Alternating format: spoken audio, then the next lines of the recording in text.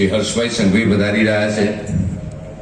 ટૂંક જ સમયમાં તેઓ મંચ પર પણ પધારશે, એટલે આપણે શરૂઆત કરીશું. ક્ષણોમાં જ માનનીય મંત્રી શ્રી ઋષિકેશભાઈ પટેલ સાહેબ પણ પધારવાના છે, માનનીય આરોગ્ય મંત્રી શ્રી અને અનેક મહેમાનોની ઉપસ્થિતિમાં આજે આપણે વિશ્વ કક્ષાના રિસર્ચ એન્ડ ડેવલપમેન્ટ સેન્ટરનો શુભારંભ કરી રહ્યા છીએ. આ પ્રસંગે આપ સૌને આવકારતા આનંદની લાગણી અનુભવીએ છીએ.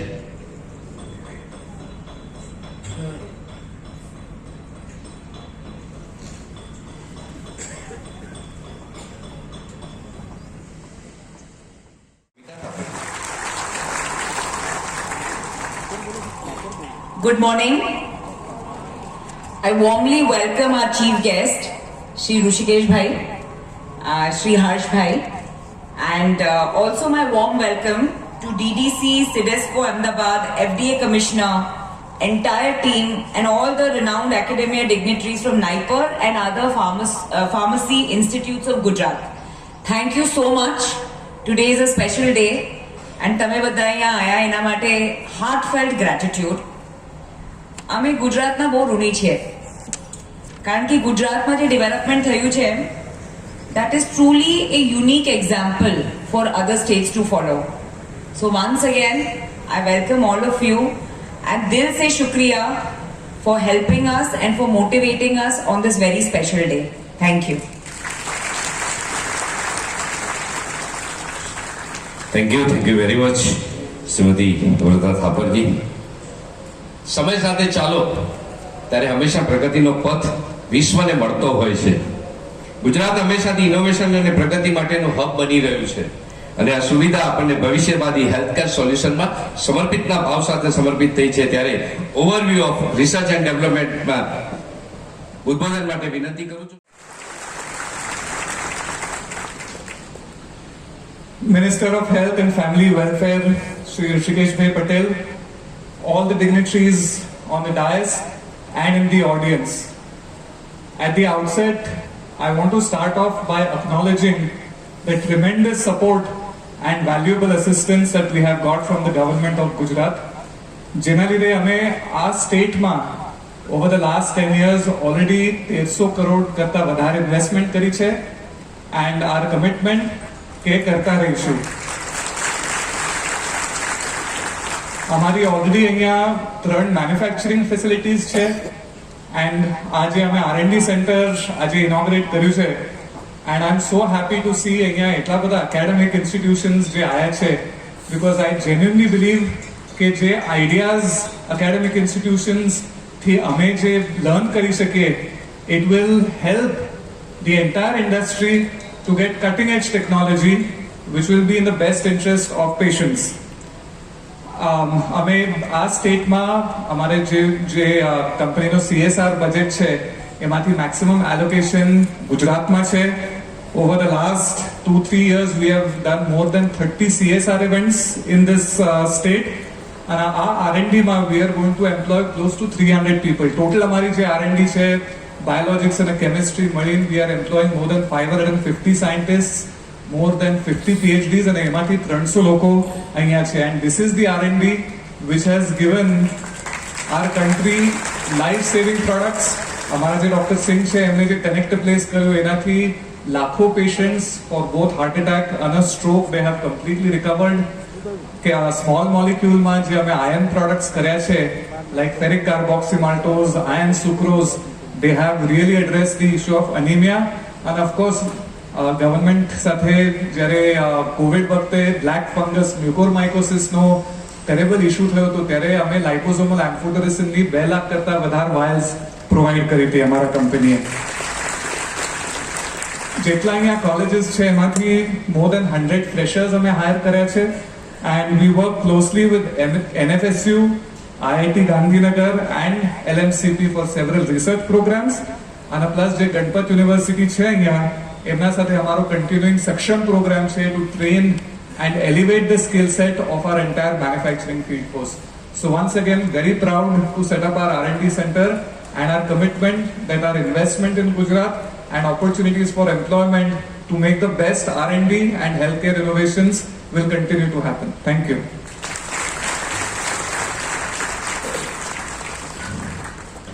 Thank you very much sir.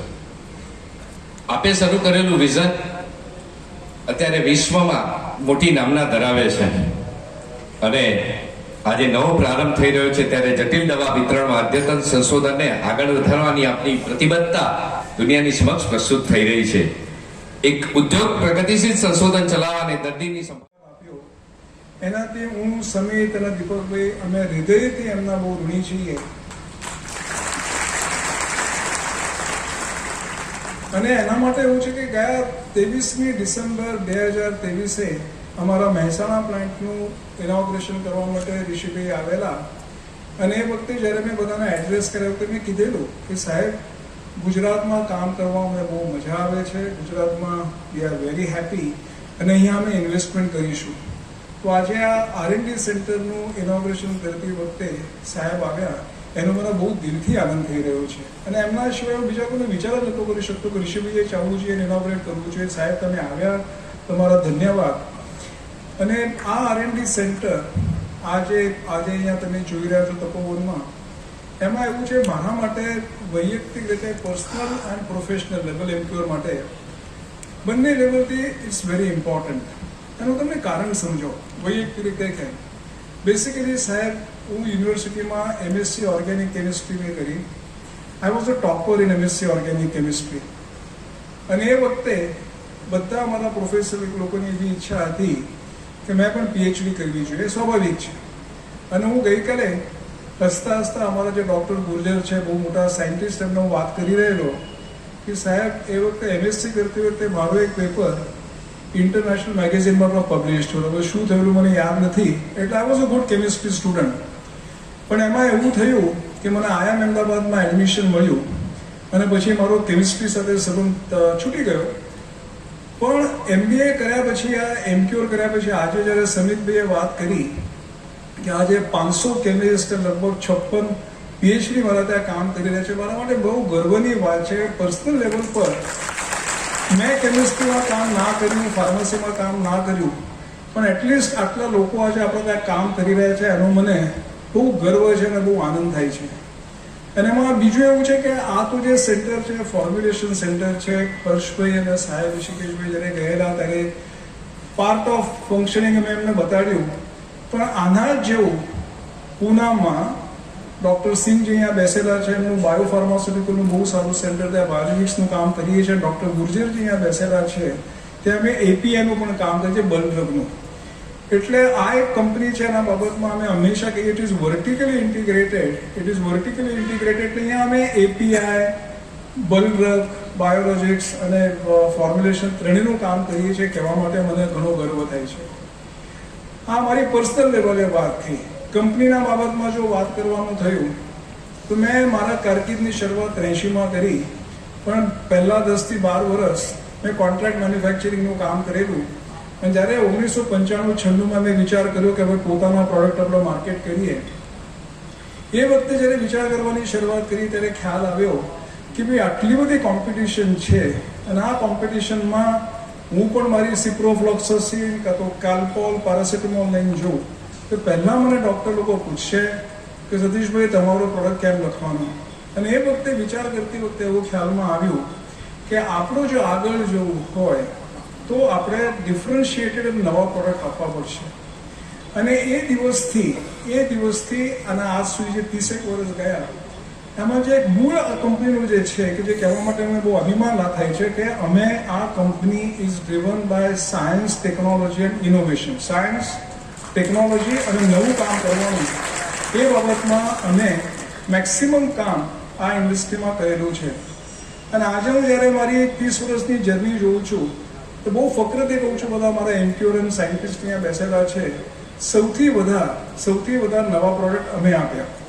અને આ પણ કરતી વખતે આજે ખાસ જ્યારે R&Dનું ફંક્શન છે તો ખાસ કહેવા માંગીશ કે આ 3 પિલર જે ત્રિકુટી છે અમારા તેની એમને આ બાબતમાં બહુ જબરદસ્ત અને જોરદાર કામ કર્યું છે.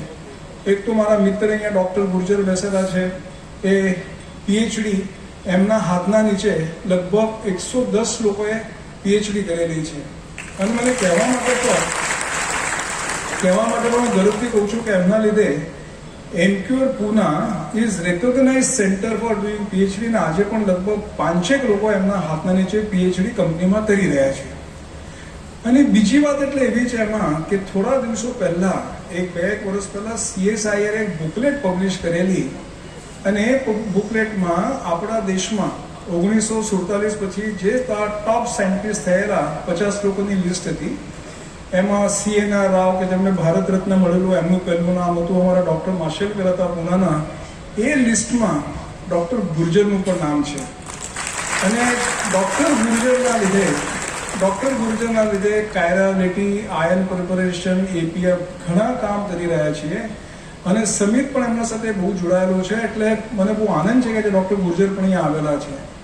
અમારા બીજા પિલર જે છે એ doctor Sanjay Singh National Institute of Health Washington. એટલે તમે 2 દિવસ પહેલા વાંચ્યું હશે કે જ્યારે બાઇડન સાહેબ ગયા તમે એમને ફૌચીનું પાર્ડન કરેલું. તો ફૌચી જે હતા એ સંજય સિંહના બોસ હતા અને ફૌચી સાહેબે સંજય સિંહને વોશિંગ્ટનમાં રિક્રુટ કરેલા હતા. તો આ સંજય સિંહ જે છે 2007માં વોશિંગ્ટનનો આટલો સુંદર મોટો જવાબ છોડીને અહીંયા આવ્યા. અને આ સમિતભાઈએ વાત કરી ટેનેક્ટેસ કે જેના લીધે ઘણા હાર્ટ એટેક અને સ્ટ્રોકના લોકોને બચાવવામાં આવ્યા. કાં તો એરિથ્રોપોઇટીન છે, કાં તો GCSF, PEG-GCSF, ઘણા નવા ચીજો પર ડૉક્ટર સંજય સિંહ કામ કરી રહ્યા છે. અને સંજય સિંહ આજે એક બેવાસીઝુમાબ, એસ્પાર્જિનેસ એવા જે પ્રોડક્ટ છે એના પર પણ એમને કામ અને સંશોધન કરેલું છે. અને બીજું મને કહેવા બહુ આનંદ થાય છે કે mRNA વેક્સિન આખા દુનિયામાં ખાલી 3 કંપનીઓ કરી. એક તો તમને બધાને ખબર છે ફાઇઝર બાયોન્ટેક, બીજી મોડર્ના અને ત્રીજી જીનોવા. mRNA વેક્સિન કરેલી. વેક્સિનને પરમિશન મળી પણ થયું એવું કે જ્યાં સુધી આ વેક્સિન આવી ત્યાં સુધી મેં મોડા પડેલા. અને એમાં એમના સંશોધનના લીધે ઓમિક્રોન વેક્સિન પણ ડૉક્ટર સંજય સિંહે કરેલી. અને એમાં એવું છે કે હું હંમેશા બિલીવ કરું છું કે કયો પણ તમને જો પ્લેટફોર્મ હોય, nothing goes as waste, nothing goes